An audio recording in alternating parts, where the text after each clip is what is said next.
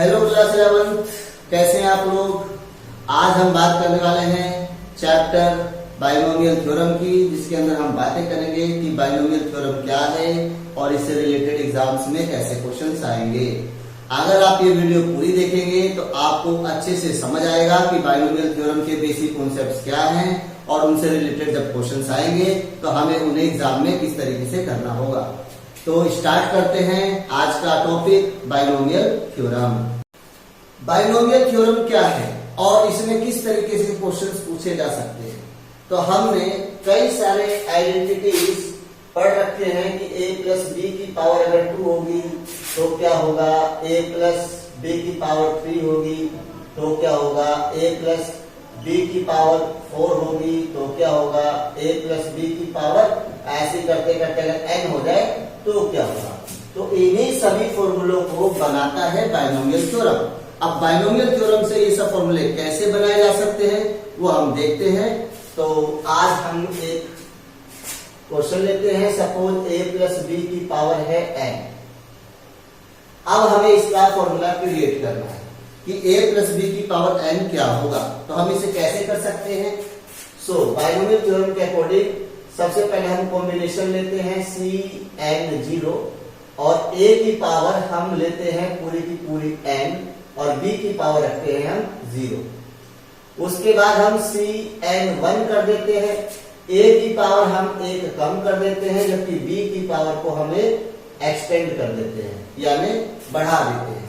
फिर उसके बाद हम लेते हैं cn2 और a की पावर फिर से एक बार कम कर देते हैं, b की पावर फिर से एक बार बढ़ा देते हैं और उसके बाद फिर हम लेते हैं cn3, a की पावर एक बार फिर से कम करते हैं, b की पावर हम एक बार फिर से बढ़ाते हैं।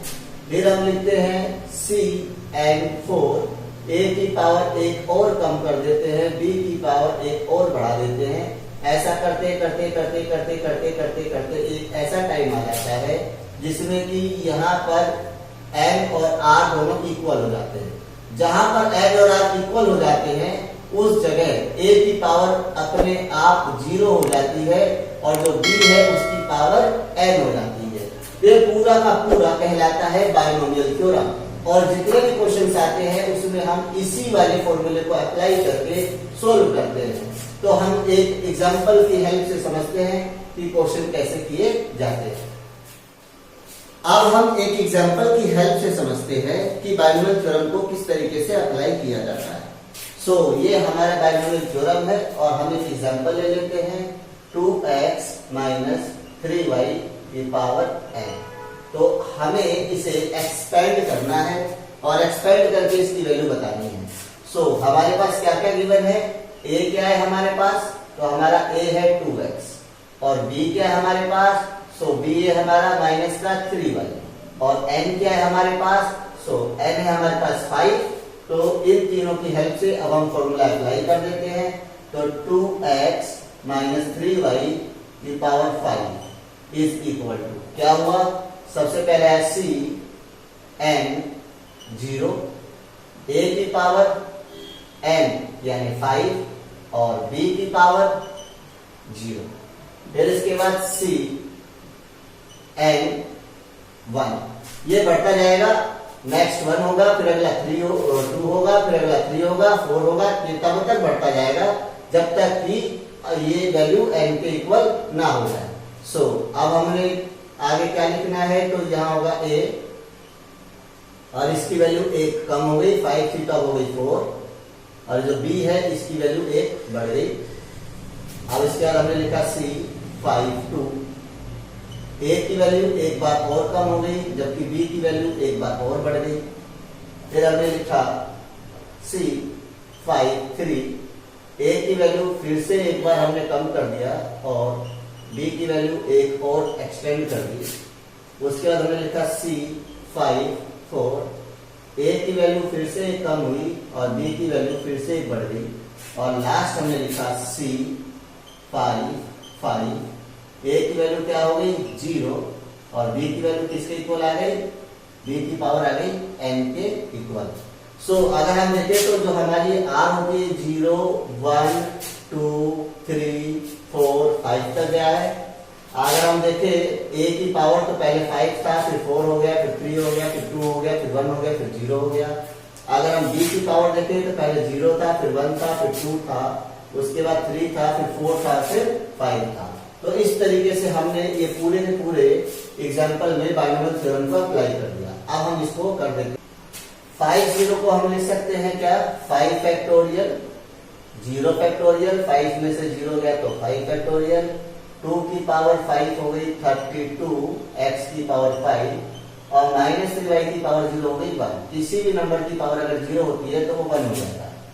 प्लस यह हमने लिखा 5 फैक्टोरियल, 1 फैक्टोरियल और 5 में से 1 गया तो 4 फैक्टोरियल इंटू 2 की पावर 4 हो गई 16 x स्क्वायर 16 x की पावर 4 इंटू -3y प्लस ये हो गया हमारा 5 फैक्टोरियल, 2 फैक्टोरियल और 5 में से 2 गया 3 factorial multiply 8x cube into 3 का स्क्वायर हो गया 9y स्क्वायर प्लस ये हो गया हमारा, यहां पर आ गए हम, तो ये हो गया हमारा 5 फैक्टोरियल, 3 फैक्टोरियल और 5 में से 3 गया तो 2 फैक्टोरियल मल्टीप्लाई 2 की पावर 2 यानी 4x स्क्वायर मल्टीप्लाई 3 की power 3 minus 27y cube plus ये लास्ट वाली वैल्यू रहेगी 5 फैक्टोरियल अपॉन 5 फैक्टोरियल, 5 से 5 गया 0 फैक्टोरियल मल्टीप्लाई a की पावर 2x की पावर 0 है तो ये 1 हो गया और ये हो गया हमारा माइनस का 243 y की पावर 5। इसको हम और सिंप्लीफाई कर देते हैं तो ये वैल्यू तो पूरी की पूरी कैंसिल हो गई। यहाँ बच गया है सिर्फ 32x की पावर 5 प्लस यहाँ हम लिख सकते हैं 5 into 4 factorial upon 4 factorial multiplied 16 को हमने 3 से इंटू कर दिया, ये हो गया हमारा 48 और x की पावर 4y।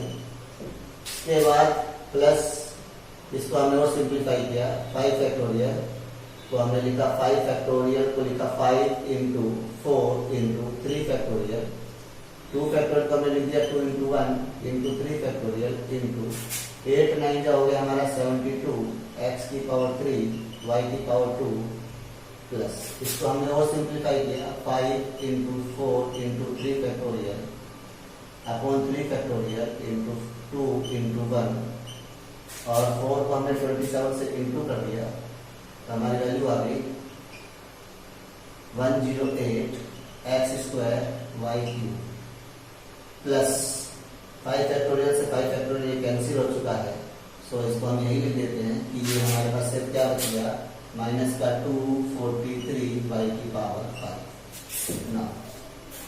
हाँ इसे अगर और थोड़ा सिंप्लीफाई करें तो 4 फैक्टोरियल से 4 फैक्टोरियल कैंसिल हो गया, 3 फैक्टोरियल से 3 फैक्टोरियल कैंसिल हो गया, यहाँ भी 3 फैक्टोरियल से 3 फैक्टोरियल कैंसिल हो गया। 2 को हमने 4 से डिवाइड किया तो 2 आ गया और यहाँ भी हमने 2 को 4 से डिवाइड किया तो 2 आ गया ना। तो हमारा आंसर क्या निकल कर आया 32x की पावर 5 प्लस 5 को हमने 48 से मल्टीप्लाई कर दिया तो जो वैल्यू आएगी वो माइनस में आएगी। तो हमारी वैल्यू आई 5 को 48 से इंटू कर देते हैं 240 x की पावर 4 y प्लस 5 को 2 से इंटू किया 10 हुआ, 10 को हमने 72 से इंटू किया तो ये हो गया 720 x क्यूब y स्क्वायर। ऐसे 5 को 3 से मल्टीप्लाई किया हमने जो हो गया हमारा 10 और 10 को यहाँ पर हमने मल्टीप्लाई कर दिया 108 से, ये हो गया 1080 x square y cube minus 243 y की पावर 5। तो इस तरीके से किसी भी तरह का क्वेश्चन हमको अगर दिया जाता है तो हम बाइनोमियल थ्योरम को पहले अप्लाई करेंगे, फिर उसको धीरे धीरे करके सोल्व कर लेंगे और सोल्व करने के बाद हमारे पास ये फाइनल रिजल्ट आ जाएगा। अगर बाइनोमियल थ्योरम की हेल्प से हमें किसी ने बताया कि 1 प्लस a की पावर n का फॉर्मूला बनाओ, क्योंकि ये फॉर्मूला कई बार कई जगह बहुत ज्यादा यूज होता है तो उसे हम कैसे बना सकते हैं? तो अगर हम बिल्कुल पूरी तरह से यही बाइनोमियल थ्योरम अप्लाई कर दें तो पहले तो हो जाएगा हमारा n 0 और एक क्या है हमारे पास 1 है, सो उसकी पावर n हो जाएगी, और इस बार b हमारे लिए a है, सो a की पावर 0 हो जाएगी। ऐसे ही आगे ये हो गया हमारा n 1 और 1 की पावर 1 कम हो गई और a की पावर इस तरह से बढ़ गई। आगे हमने किया तो n2 1 की पावर एक बार फिर से कम हो गई, a की पावर एक बार फिर से बढ़ गई। फिर हमने किया c n3 देन 1 की पावर एक बार और कम हो गई, जबकि a की पावर फिर एक बार बढ़ गई। ऐसा कब तक चलता रहा? ऐसा तब तक चलते रहा जब तक n और r सेम ना हो गए और a की पावर 0 नहीं हो गई और जो b की वैल्यू थी वो कितनी हो गई? n। तो इसको उस समय तक कंटिन्यूअस रखेंगे जब तक इसकी वैल्यू इतनी नहीं हो जाए।